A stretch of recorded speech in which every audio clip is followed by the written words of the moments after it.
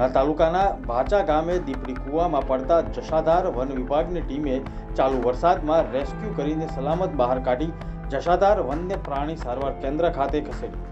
ગીર પૂર્વ વન વિભાગ ધારી હેઠળની જસાધાર રેન્જના કાર્યક્ષેત્ર રાઉન્ડની ધોકડવા બીટના કાર્યક્ષેત્રમાં ઉના તાલુકાના ભાચા ગામે આવેલ દાનાભાઈ વિજલભાઈ વંશની વાડીના કૂવામાં વન્યજીવ દીપડી પડી હોવાની જાણ વન વિભાગને થઈ હતી.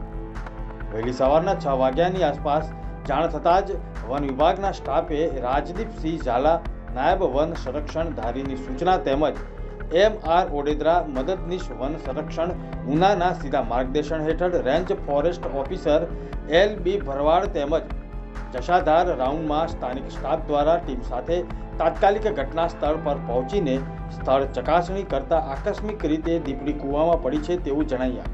ત્યારબાદ ચાલુ વરસાદમાં દિલધડક રેસ્ક્યુ કરીને પાંજરું ઉતારીને દીપડીને જીવતી સલામત બહાર કાઢવામાં આવી.